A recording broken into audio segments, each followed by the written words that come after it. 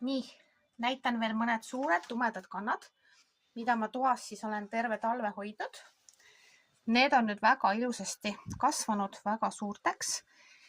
Ja kuna need on nagu poti päris ära täitnud juurtega, siis ma nad juba istutangi nüüd, kuna kohe-kohe on märts käes, istutan siis ümber suuremasse potti, millega ma nad hiljem saan ka siis õue tõsta.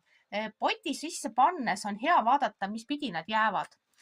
Näiteks, kui nad on kasvanud juba nurka, siin on näha, et nurgas on nagu siuke korralik kogum neid, siis selle koha ma kindlasti jätan kuskile siia keskele rohkem, poti keskele, mitte ei pane siia päris siia vastu seda poti serva, sellepärast, et see koht kasvaks veel edasi.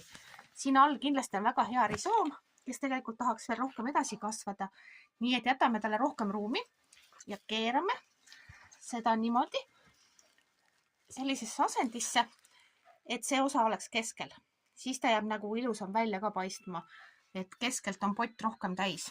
Teise taime ma panen samuti tema kõrvale, muidu võiks panna need ka eraldi, aga kuna mul on nii tohutult palju neid kannasid, siis ma üritan nad võimalikult palju kokku tõsta, mis on sama sordi omad.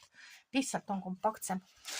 Peale läheb siis uuesti, minul on siis süte turbamuld, on kurgiturvas, siia alla põhja. Ma enam nüüd perliiti ei pannud, sellepärast, et nad on juba väga ilusti kasvama hakanud. Aga siia sisse ma panin nüüd kanakakat ja õitsvate lillede väetise graanuleid. Ja et need jäävad siis siia põhja poole, et kui nüüd nende juured jõuavad ilusti sinna graanuliteni, siis nad saavadki selle väetise kätte. Et siia ülesse ma jah ei hakka seda praegu panema.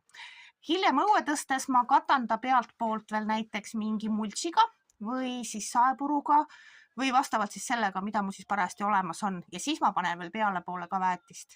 Aga hetkel panen ainult põhja. Nii et näpud juba sügelevad.